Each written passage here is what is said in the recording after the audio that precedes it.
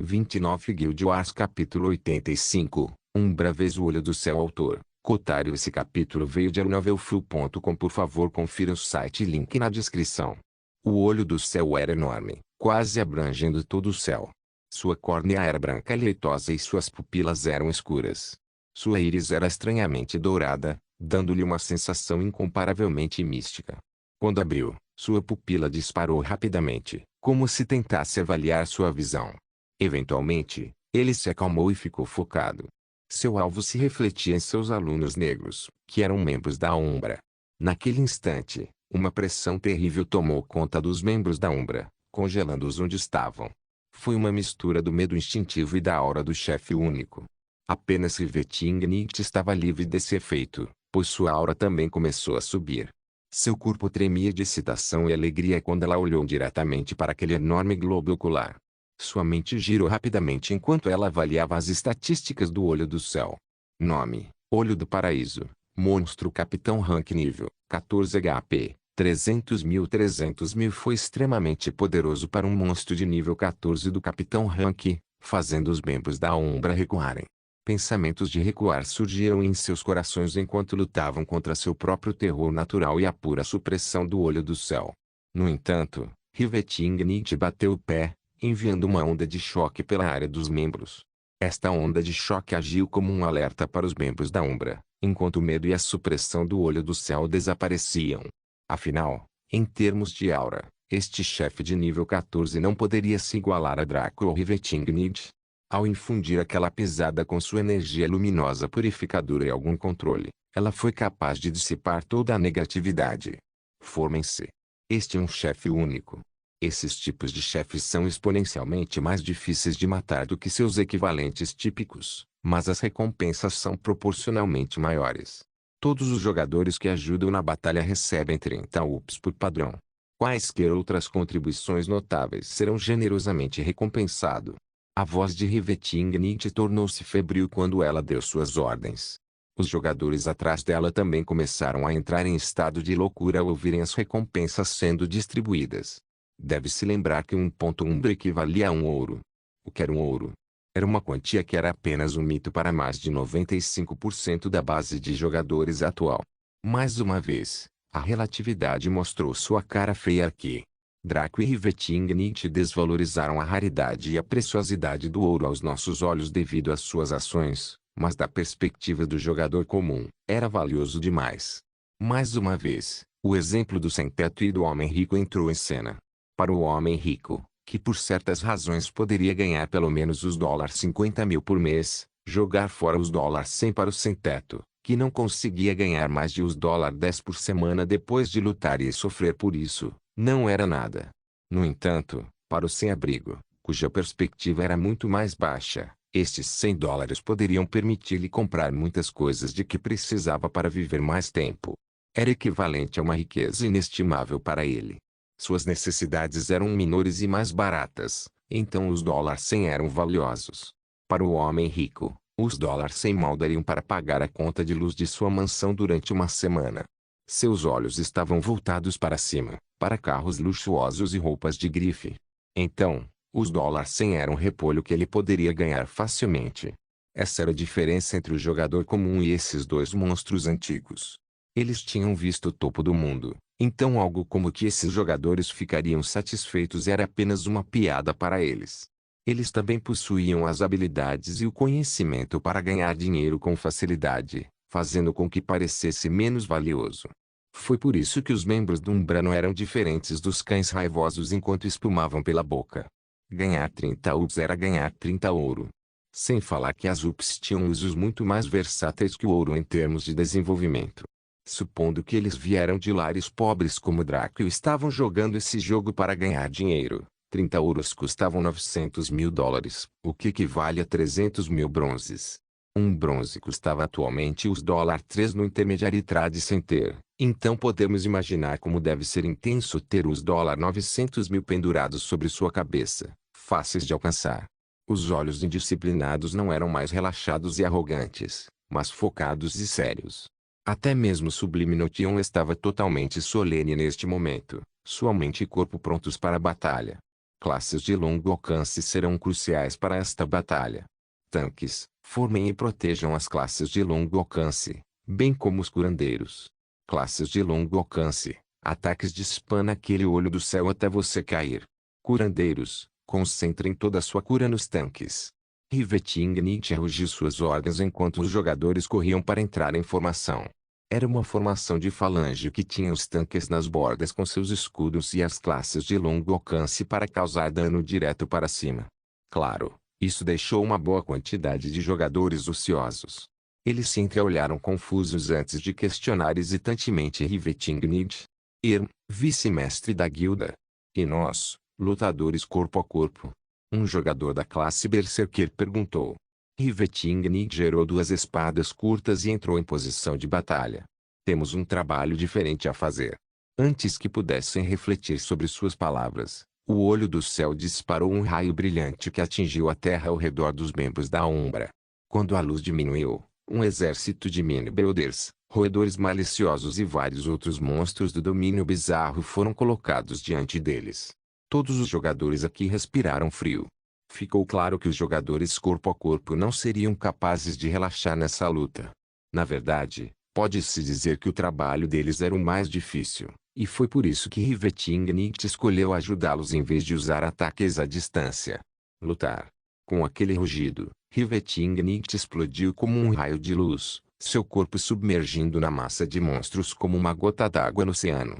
Ao seu redor havia luzes de espadas deslumbrantes que denotavam sua extrema velocidade e precisão com suas lâminas.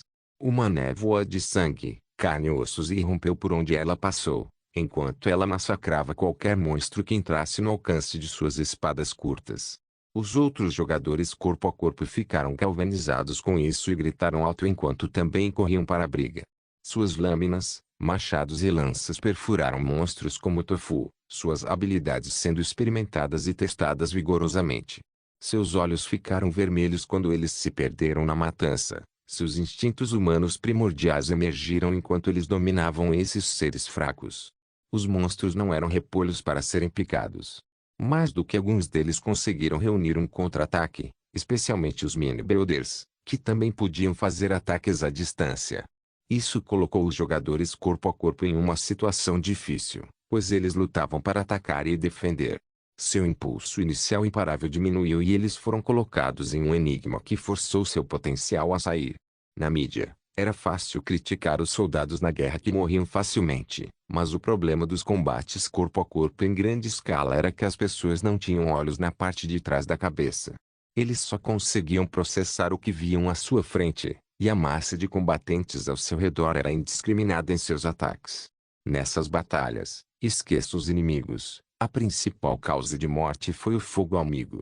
Era uma massa de caos onde qualquer um poderia perder a vida a qualquer momento, a menos que tivesse aquela habilidade de premonição ou precognição que desafiava os céus. A maioria desses jogadores corpo a corpo tinha algo parecido com elites com excelentes talentos de combate.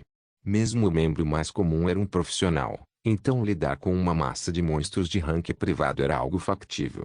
É claro que eles não conseguiram isso sem sofrer danos. Alguns dos lutadores praticamente engoliram uma poção de saúde a cada 30 segundos porque sua saúde estava muito baixa. Essas poções tinham efeitos instantâneos, tornando-as mais caras do que os tipos que tinham efeito ao longo do tempo. Eles também tinham cooldowns de 10 segundos, o que era suficiente para esses lutadores corpo a corpo manterem sua saúde. Do lado dos jogadores de combate à distância, eles lançaram sua salva inicial no olho do paraíso. Bolas de fogo, lanças de gelo, lâminas de vento e raios de terra foram lançadas pelas 4 classes de magos elementares do grupo. Flechas, virotes de besta, facas de arremesso e dardos foram enviados para o céu pelas classes de ataque à distância não mágicas. Todos esses ataques atingiram o enorme olho do céu, derrubando levemente seu enorme HP. Todos esses ataques mal causaram 700 de dano, deixando esses jogadores boquiabertos. 700 de dano contra 300.000 HP foram apenas uma cócega para esse monstro. Eles teriam que travar uma guerra extremamente prolongada contra ela para vencer. O problema era que suas poções de saúde e mana eram limitadas, assim como suas poções de resistência. Se eles não terminassem esta batalha rapidamente, Eles eventualmente seriam forçados a confiar em seus ataques automáticos, que poderiam não chegar a 10% de seu dano atual. No entanto, não havia mais nada que pudessem fazer. Eles só podiam cerrar os dentes e enviar ataques de spam como homens e mulheres loucos, drenando continuamente o HP do olho do céu. No entanto, o olho do céu era um saco de carne que ficaria ali e seria atacado. Ele disparou raios de luz de seus olhos, atacando os jogadores de longo alcance. Foi aqui que a classe dos tanques entrou em jogo.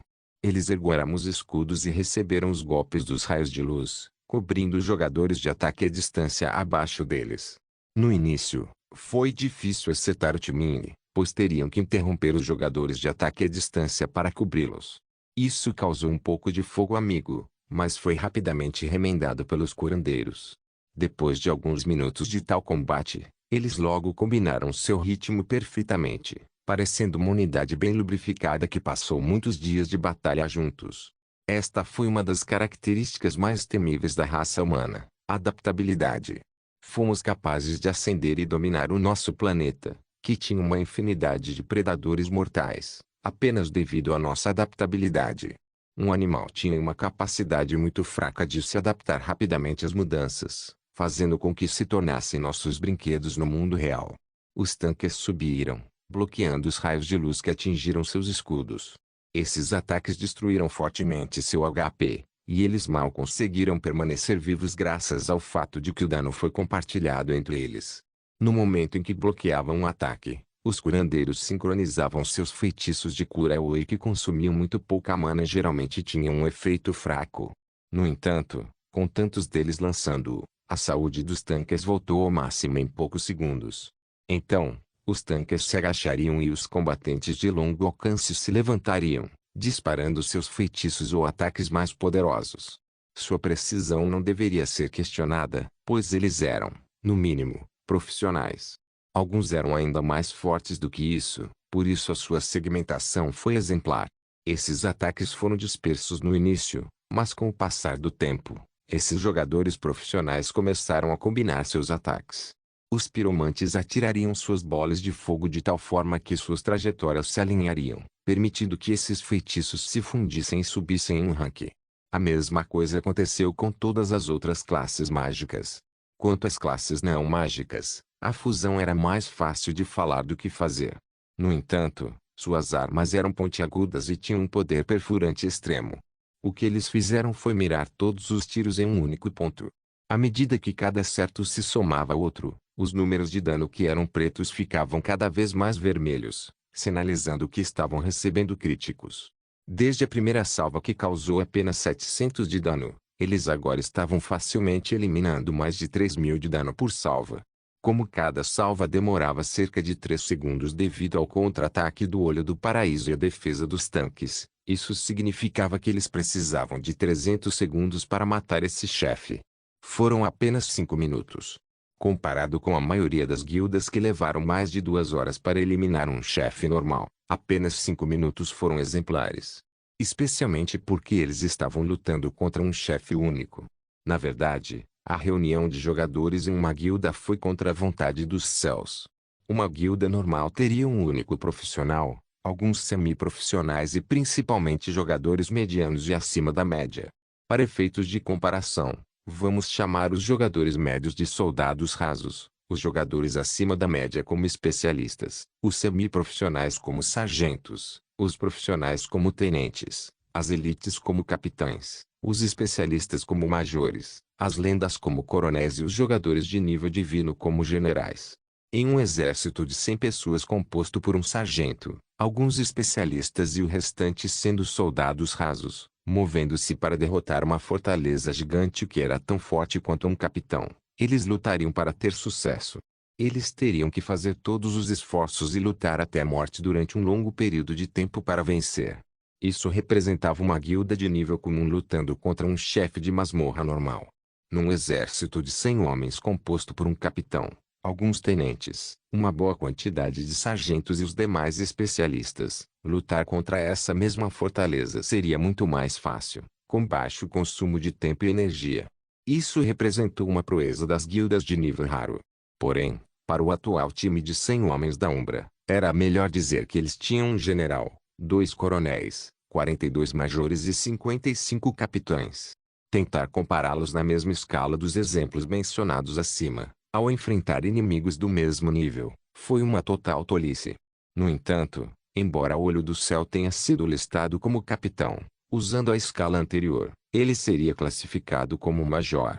Derrotar foi possível para este grupo de jogadores, mas fazê-lo facilmente foi simplesmente ingenuidade. Eles teriam que colocar mais do que apenas esse esforço, caso contrário as 5 guildas divinas teriam matado os chefes únicos facilmente. O Olho do Céu tremeu fortemente, quase derrubando todos enquanto os tremores da terra e do céu os cercavam. O olho celestial logo relaxou e um brilho brilhou dentro dele. Uma grande massa de água se acumulou perto de suas bordas. Quando atingiu o volume de um pequeno tanque de água, caiu sobre os jogadores dispostos abaixo do Olho do Céu. O chefe único estava chorando. Isso não deveria ser possível. Certo? Mesmo assim, os tanques levantaram seus escudos e cobriram totalmente as classes de longo alcance. Nem mesmo uma gota dessa estranha lágrima cairia pelas frestas. No entanto, quando o líquido colidiu com seus escudos, eles perceberam que tinham sido ingênuos demais. A lágrima era pior que o ácido clorídrico, pois chiava e queimava como lava.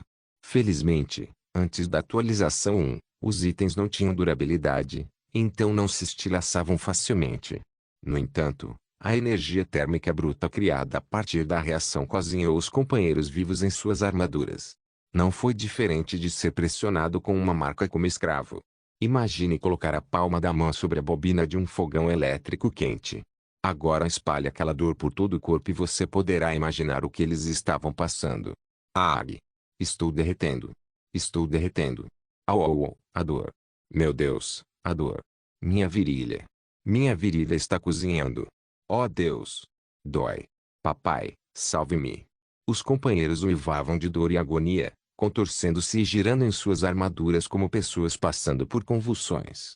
Isso quase fez com que o líquido ácido residual fosse derramado nas classes abaixo.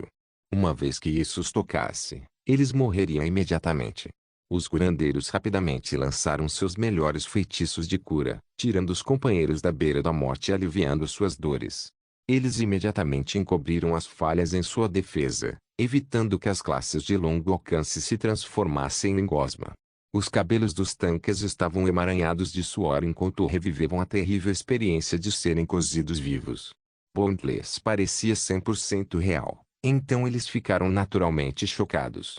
O fato de conseguirem manter sua formação defensiva mostrou sua extrema habilidade e força de vontade.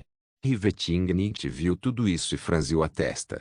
Claramente o chefe havia entrado na fase 2 do seu modo de batalha e a pressão sobre o grupo de longo alcance era agora maior do que sobre o grupo corpo a corpo. Afinal, ela havia massacrado tantos monstros que seu nível subiu 2 vezes, atingindo 23% do nível 16.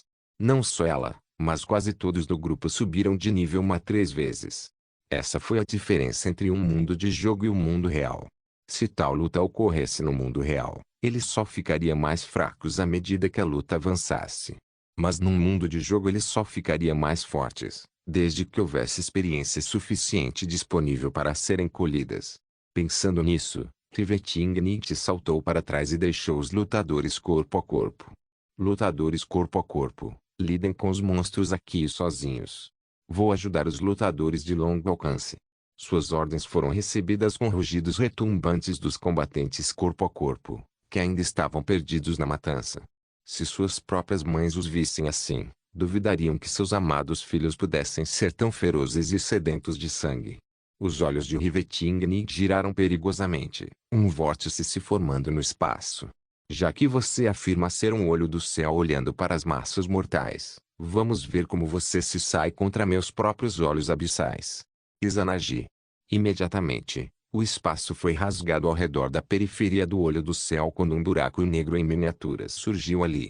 Na verdade, era menos um buraco negro e mais uma fenda espacial que poderia engolir massa. No entanto, seu poder de sucção não era muito forte, mas foi o suficiente para interromper o olho do céu por 1 minuto inteiro enquanto ele lutava para evitar ser engolido.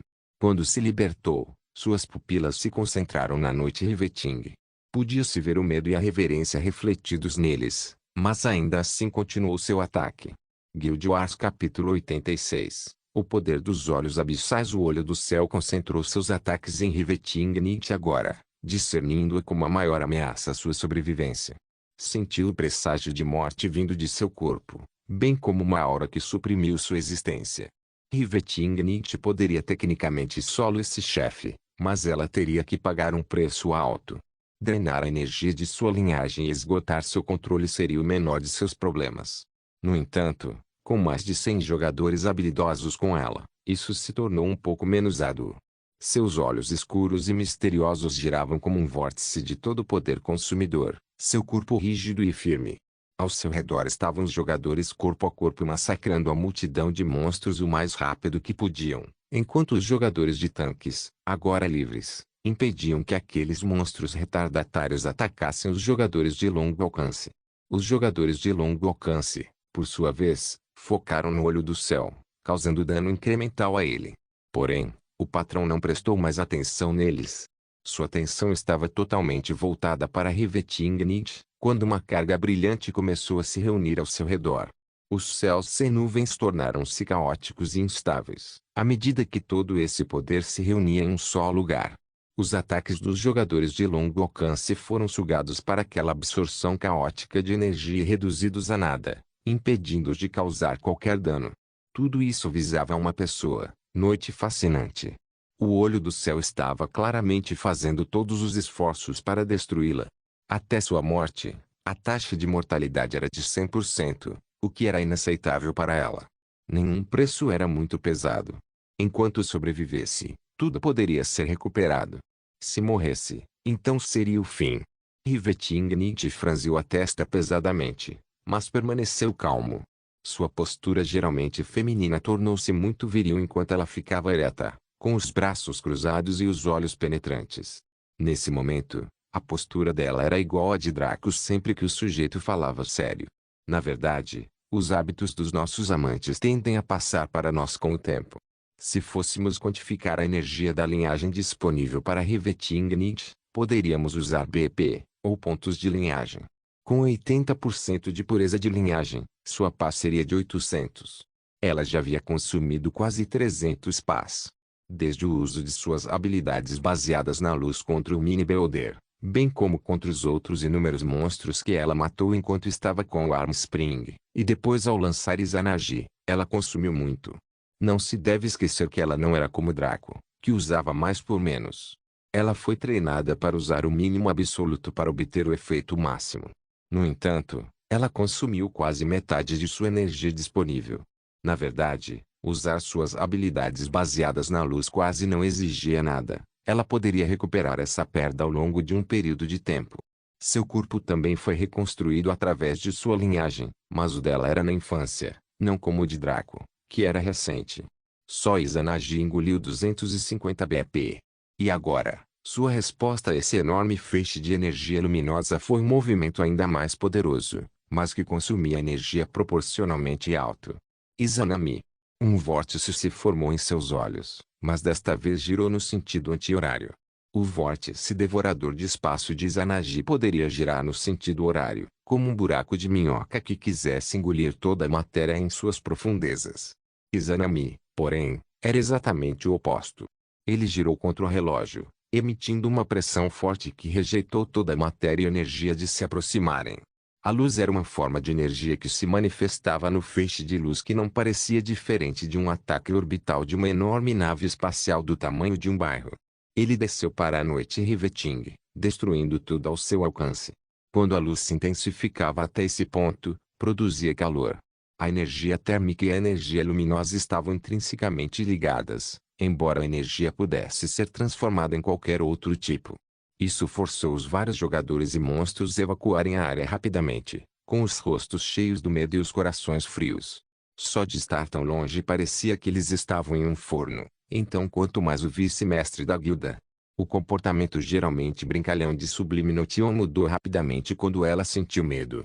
Ela tomou Riveting Nietzsche como sua irmã de vida, o que significa que elas eram mais próximas do que qualquer outra pessoa. Saber que ela estava enfrentando tal força a deixou preocupada. No entanto, Sublime não era criança. Ela não gritou nem correu para salvar a noite Riveting. O primeiro apenas a distrairia e o segundo apenas a sobrecarregaria. Em vez disso, ela olhou diretamente para Riveting e viu sua pose firme e inflexível. Quando ela viu isso, ela relaxou. Ela conhecia Riveting melhor do mundo, então se ela estava tão calma diante de tal ataque, então ela tinha os meios para lidar com isso. O que vocês estão fazendo? Continuem atacando. Angulem seus tiros para acertar o olho do paraíso sem cruzar o limite do feixe de luz. Ajude o vice-mestre da guilda enquanto ela lida com o monstro. As palavras de Sublime Notion tiraram todos do torpor enquanto seus olhos brilhavam. Eles imediatamente retomaram o ataque ao olho do céu, fazendo com que a trajetória de seus projéteis evitasse que o feixe de luz atingisse o grande olho do céu. Os jogadores corpo a corpo começaram a limpar as dragas dos monstros restantes, junto com os tanques. Esses monstros ficaram muito fracos pela aura do olho do paraíso, tornando-os como porcos prestes a serem massacrados. Seu nível subiu rapidamente, alguns indo de 13 para 15, outros de 14 para 16 e o restante de 15 para 17. Sublime Notion estava no nível 18, os 5 generais estavam no nível 19 e Riveting estava agora no nível 20. Ela havia superado Draco. Por agora.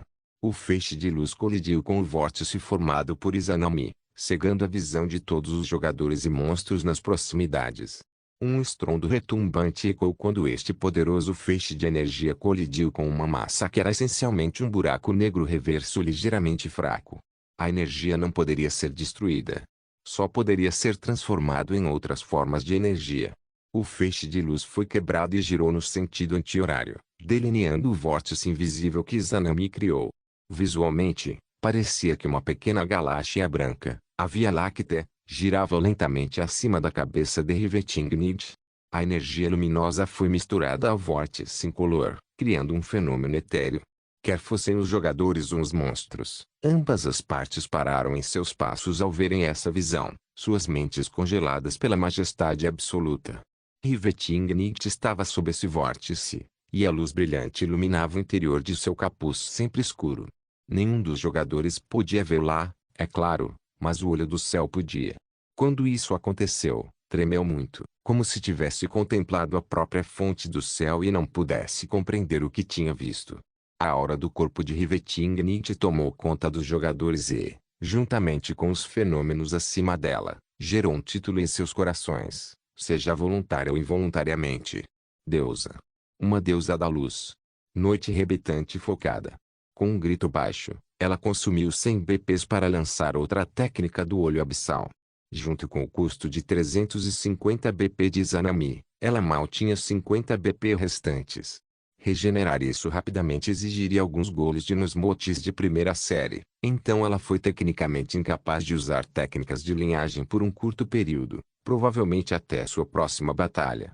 Ela teve que esperar que ele se regenerasse se não quisesse sair e engolir Nosmotes como se fossem água.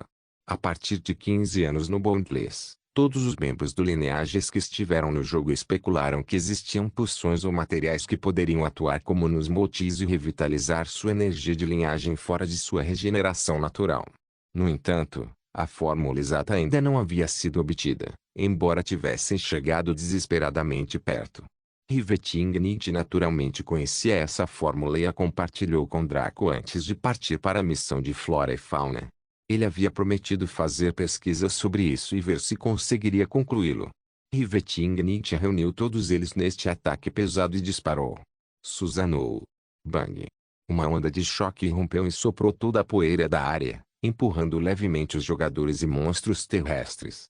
A massa acumulada de energia luminosa que estava presa no vórtice de Izanami ficou imóvel e depois começou a coalescer rapidamente. Formava uma lâmina afiada de luz que se estendia por quase toda a área quadrada, possuindo um comprimento não inferior a 300 metros. Esta lâmina de luz brilhou intensamente enquanto vibrava com um vibrato agudo. A luz captada pelo Susanoo não era como a luz captada por Izanami. Embora ambos usassem a mesma fonte de energia, a de Izanami era um tanto gentil e agradável de se olhar.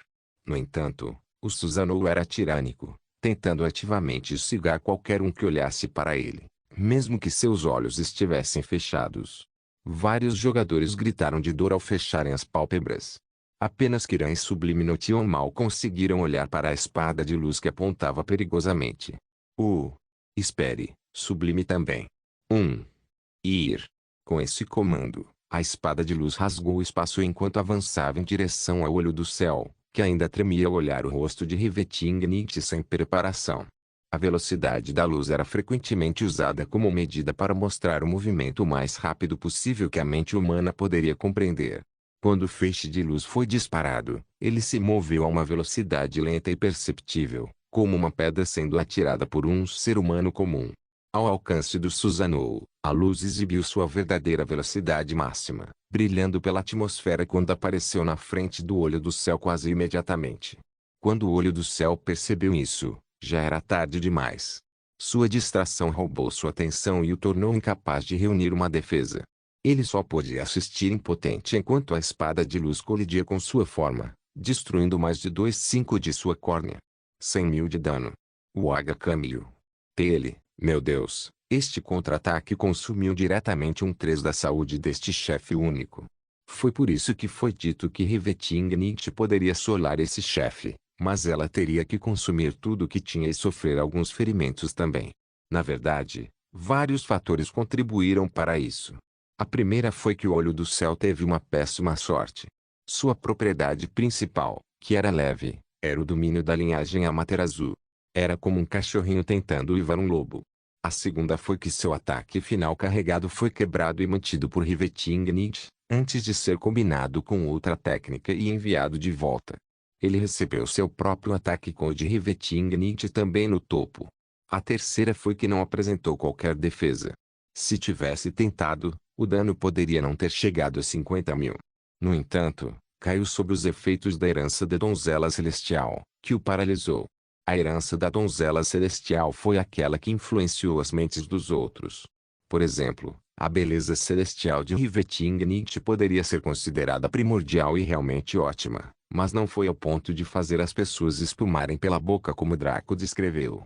Foi aquela aura que a herança da donzela celestial produziu que aumentou sua beleza a ponto de não ser mais física, mas também espiritual. Afinal, todos tinham diferentes percepções de beleza. Alguém pode achar o rosto natural de Rivetingnight como essa aura, mas com ela tudo mudou. Os membros do Umbra ficaram tão atordoados que quase gritaram. Porra, nosso vice-guildmaster é muito poderoso. Não, não é o nosso vice-mestre da guilda. Nossa senhora chefe.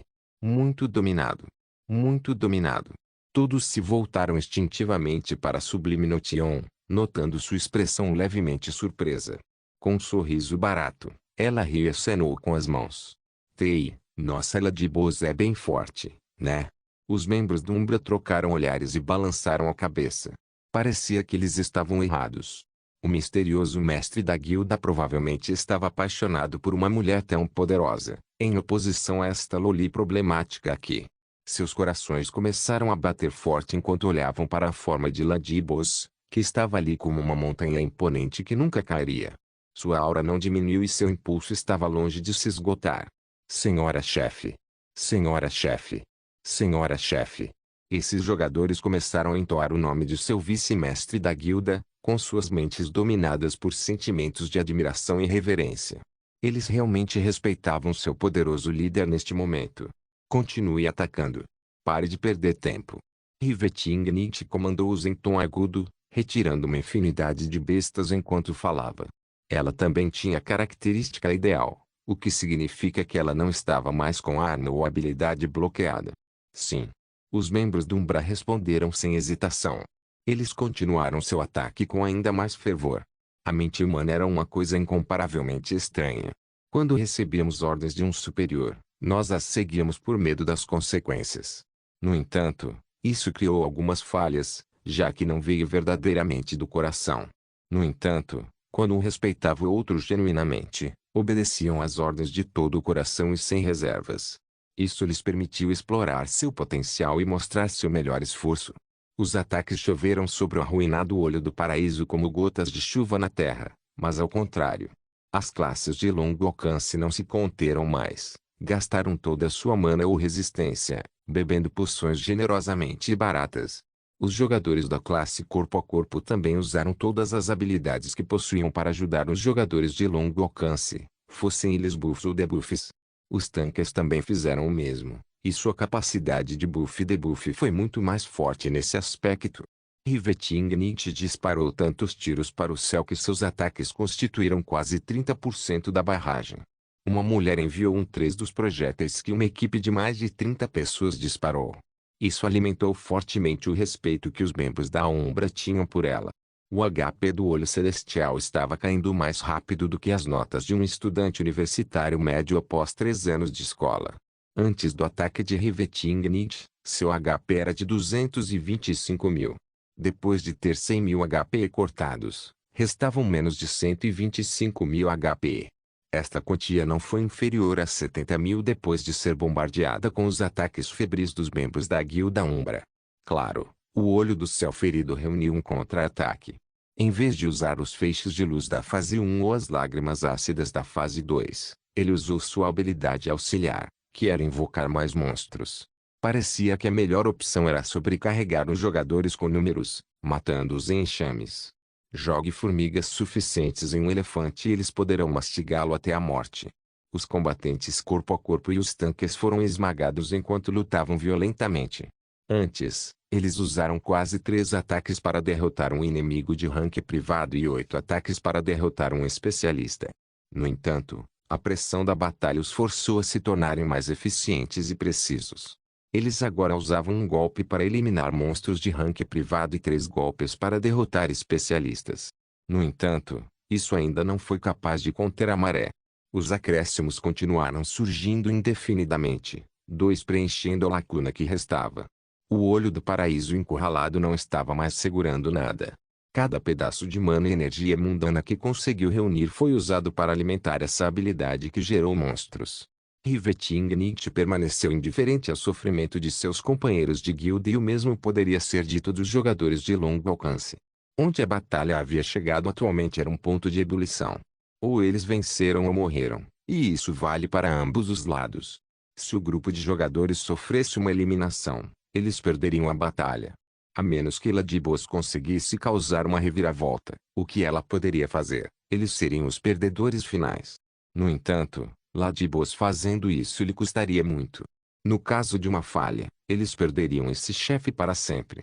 Para o Olho do Céu, se não lutasse até o último suspiro, seria destruído. Contanto que pudesse matar todos eles, poderia escapar deste conflito. Riveting despejou tudo em sua rápida barragem de fogo, consistindo de flechas de besta e um dilúvio de facas de arremesso.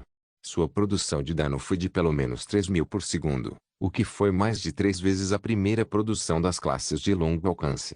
Em questão de segundos, o chefe HP começou a despencar para o vermelho.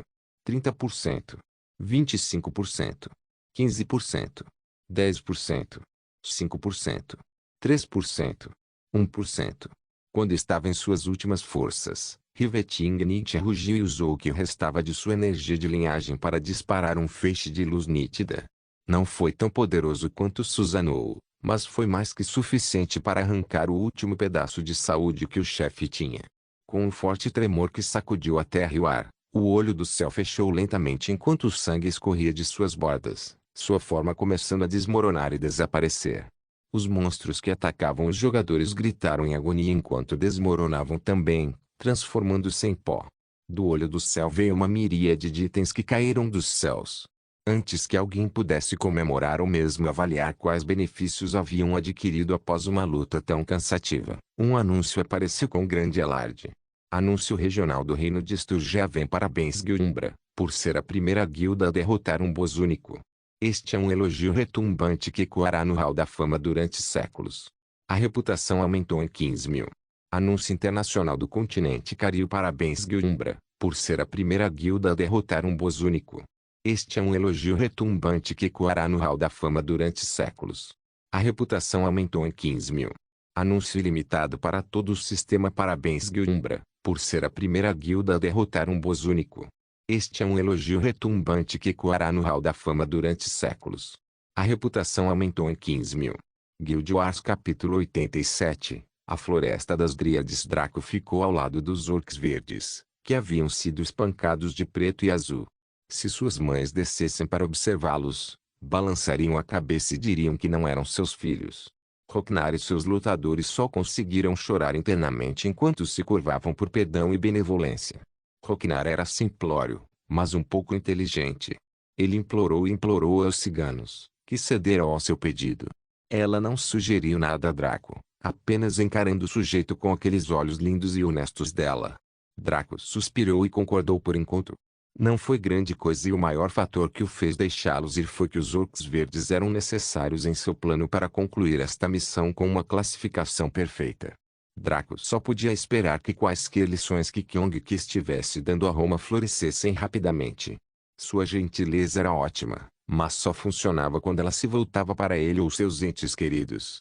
Para outros, ela deveria mostrar a personalidade que cultivou devido às suas artes místicas. Um comportamento frio e insensível que ameaçava a morte se chegassem muito perto. Relatório. Draco perguntou friamente a Roknar. O sujeito foi rápido em responder. Antes de você chegar, havíamos eliminado continuamente ondas de inimigos, espalhando-nos cada vez mais enquanto lutávamos.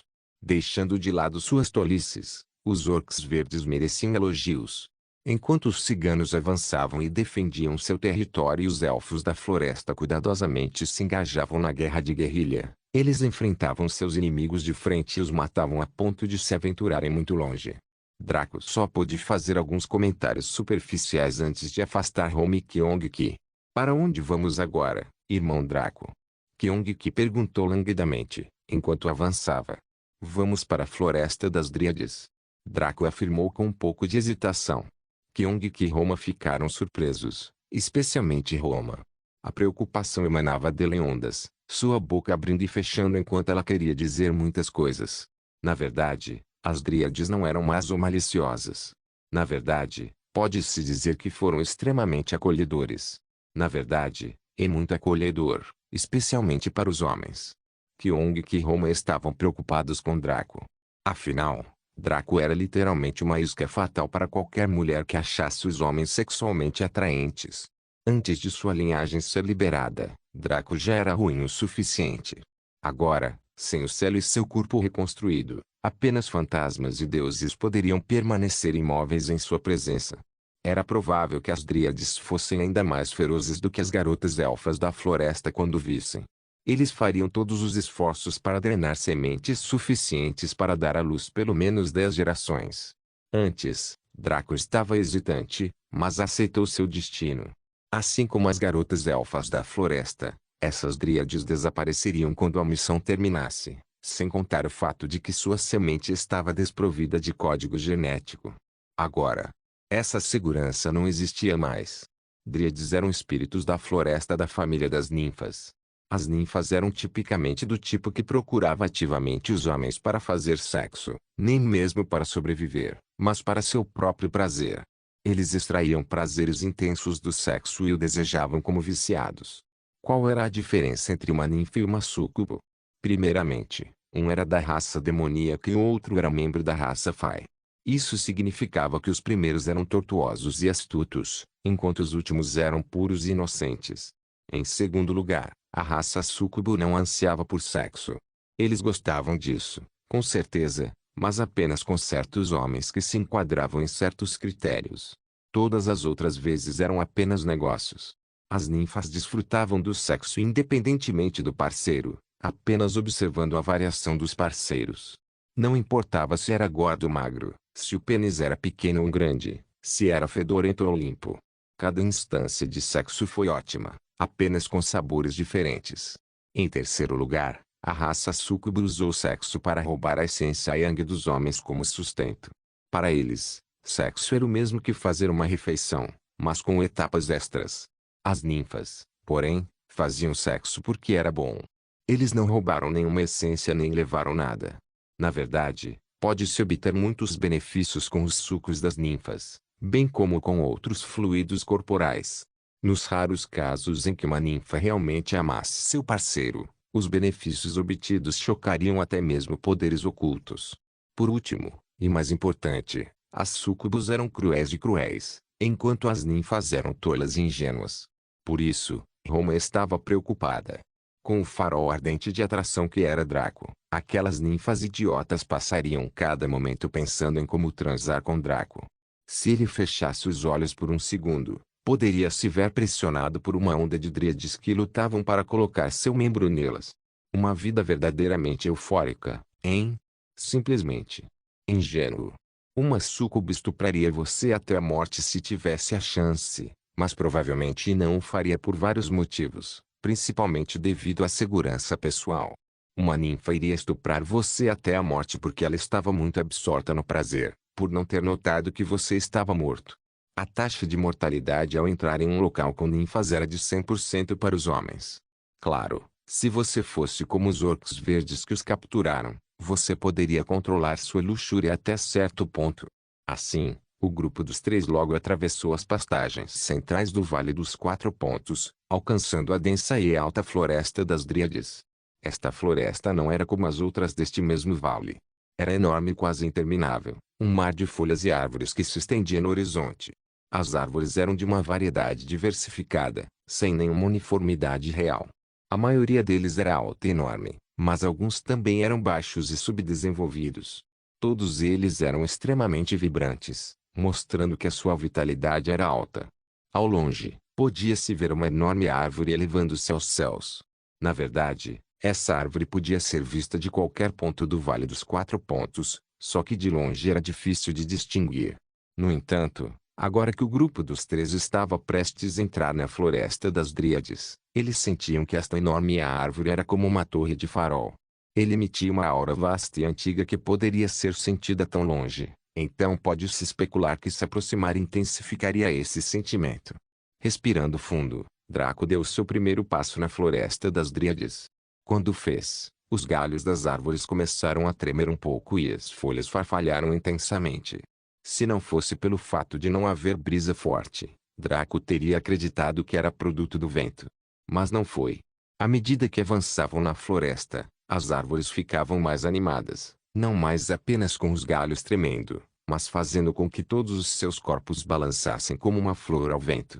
Draco ocasionalmente podia ouvir as risadas suaves das meninas, bem como os sussurros do vento em seus ouvidos. As palavras não podiam ser decifradas, mas parecia um convite gentil para um mundo de paraíso e euforia.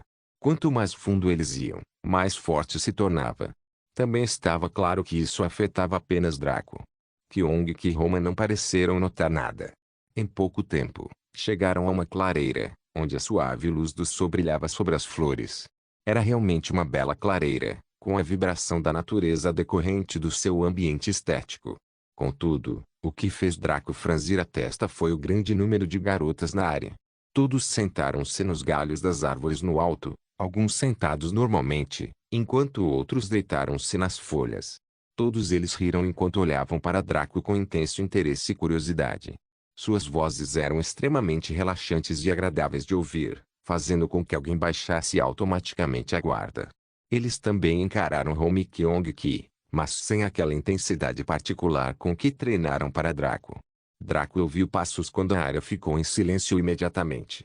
Todas as meninas ficaram em silêncio enquanto olhavam para a nova participante com respeito e reverência. Era uma mulher madura linda e imensamente sedutora que aparentava ter entre 30 e 40 anos de idade, com cabelos longos e soltos. Era uma cor marrom escura que refletia seus olhos castanhos claros. Seu rosto estava claramente esculpido com cuidado, como se um artista tivesse dedicado seu tempo para aperfeiçoar as linhas e contornos de seu nariz, lábios e mandíbula. O rosto dela era como o de Draco, anguloso e extremamente deslumbrante. A maioria das Dríades compartilhava a mesma aparência, e facilmente se pensaria que eram clones umas das outras. As únicas diferenças estavam no tom de pele, na personalidade e em pequenas diferenças físicas que os diferenciavam. Nenhuma delas parecia ter mais de 20 anos, a maioria delas parecendo meninas entre 16 e 18 anos. Seus corpos também eram de proporções injustas, com peitos enormes e bundas protuberantes e arrebitadas. A pele deles era sedosa e imaculada, não parecendo diferente da de uma criança recém-nascida. Suas roupas, se é que se pode chamar assim, não deixavam nada à imaginação. Era essencialmente apenas uma videira fina que envolvia seus peitos, cobrindo grande parte de seus mamilos e auréolas, mas deixando o resto nu. Eles tinham uma videira que cobria os lábios da vulva e a estrada secundária, mas era isso. Todo o resto foi deixado nu. Qualquer homem que visse mais de uma centena de lindas garotas vestidas pior do que prostitutas, se tornaria nada menos que uma fera primitiva, morrendo nos espasmos da paixão enquanto era involuntariamente drenado. Draco não era um cachorro, mas também não era um pedaço de tofu. Ele ficou comovido com esta visão celestial, mas ela não se manifestou em seu rosto. Ele manteve sua aura calma e desinteressada, o que encantou ainda mais as ninfas. Ver um homem que não estava reduzido a uma massa de luxúria ininteligível na presença deles era uma novidade absoluta. Isso os excitou em um nível mais profundo, provavelmente seus instintos raciais lhes dizendo que este era o parceiro ideal. Saudações, meu senhor. Somos as Dríades do Vale dos Quatro Pontos. Como podemos ajudá-lo? A Dríade madura falou em um tom gentil e suave, sua voz fazendo com que a mente afrouxasse e ficasse desprotegida. Não foi nada mágico nem místico, mas apenas a resposta natural a uma voz adorável. Draco cruzou os braços e falou sem emoção. Meu nome é Draco, sem sobrenome. Sou representante do Duque de Fast, aqui para reprimir a invasão parasitária que o está preocupando o Vale Four Point. As Dríades ficaram surpresas quando ouviram sua introdução. Claramente, esse sujeito era alguém de suma importância, a quem eles não podiam ofender nem um pouco. Pensando nisso, suas posturas lúdicas sentadas tornaram-se mais respeitosas, como crianças sendo colocadas diante de seus pais. A Dríade madura também ficou um pouco assustada, mas sorriu e curvou-se ligeiramente. Ah, então é Lord Draco. Meu nome é Asa. Eu sou a atual rainha das Dríades. Asa se apresentou com um sorriso, sua graciosidade ligeiramente arruinada pelo enorme peito balançando. Ela estava vestida de forma semelhante às outras Dríades, tornando extremamente difícil colocar os olhos em qualquer lugar decente. Com seu comportamento nobre e roupas precárias, Draco não tinha certeza de como tratar exatamente esta rainha. Dê-me um relatório sobre a situação do seu povo desde o surto dos parasitas. Draco perguntou estoicamente. Claro. Se Lord Draco me seguir, podemos discutir isso em uma área mais privada. Asa sugeriu com um gesto. Draco sentiu como se estivesse sendo levado para dentro da panela, mas não havia necessidade de dar um tapa na cara de uma pessoa que estava sendo legal. Lidere o caminho. Claro, Draco certificou-se de que Home e Kyong que estivessem por perto, para que ele pudesse permanecer seguro. Mesmo com seu status tão alto, não se sabia se as Dríades arriscariam tudo para devastá-lo ou não. O grupo dos três foi levado mais fundo na floresta. Sua jornada os levou para perto da grande árvore que se elevava aos céus. Sua aura começou a inundá-los, não exatamente causando desconforto, mas também não sendo fácil de suportar. Enquanto o grupo caminhava, eles não perceberam que um par de olhos apareceu em uma das muitas árvores da floresta. Na verdade, esta árvore não parecia nada de especial e sua aura era silenciosa e perfeita. Podia-se ver que aqueles olhos eram imperiosos e desdenhosos de tudo que estava abaixo dos céus, exceto de si mesmo, pressionando aqueles que olhavam para eles a se curvarem. King observou o Draco passar, sua mente quieta e sua aura bloqueada. Ele observou o sujeito como uma pessoa observaria uma víbora, seus instintos gritando morte e desaparecimento do corpo de Draco. Não houve suspense. Se fosse descoberto pelo sujeito, tudo o que o esperava era a morte. Foi por isso que o arrogante Ultimasunti ficou tão quieto, como um inseto se escondendo de uma aranha. Quando o sujeito passou, King não relaxou nem por um segundo. Ele manteve sua vigilância até que mais de 3 minutos se passaram, antes de relaxar consideravelmente. King se sentiu cansado e desconfortável. Um Ultimasunti, um ser perfeito como ele, foi obrigado a se esconder como um rato na frente de uma cobra por causa deste humano. Foi uma vergonha para sua herança e seu destino. Ele sentiu uma onda de ódio por Draco, tudo porque ele o fez sentir um medo primitivo. Mas foi uma reação normal, pois depois do medo veio a raiva. Ele lentamente começou a escapar da floresta das Dríades, que ele havia feito seu lar à força nos últimos dias enquanto se fortalecia. Agora, sua força estava muito longe do estado lamentável que estava antes, mas ainda era incapaz de se comparar à força que Draco possuía. Draco. Vou lembrar desse nome. O primeiro ser vivo que me fez fugir como um cachorro. King rangeu os dentes ao pensar nisso, mas seus olhos ficaram mais frios. Por enquanto, ele estava no escuro enquanto o sujeito estava na luz. Ele precisava ter certeza de que seus movimentos estavam escondidos de Draco enquanto ele reunia forças o mais rápido possível. O próprio Draco parou e virou-se na direção em que King estava fugindo, fazendo o Ultimasunte congelar de medo. Eu fui encontrado. Os olhos de Draco se estreitaram enquanto ele examinava a área, sentindo que algo estava errado. O que há de errado, Lord Draco? Aiza perguntou curiosamente. Havia algo que não era do seu agrado? Draco respondeu em um tom leve. Nada, só sinto que algo está errado. Em vez de sair, Draco ficou imóvel e examinou a área repetidas vezes. Ele confiava em seus instintos mais do que qualquer outra coisa, pois foram eles que o transformaram de um pedaço de merda covarde no talento número 1 sob o céu. Na verdade, não era ele, mas o dragão negro. Geralmente dormia na região da alma, mas havia acordado e transmitia um sentimento de intensa suspeita. O fato é que o estado de ser da raça Ultimasunte era muito elevado, muito mais elevado do que qualquer outro organismo vivo.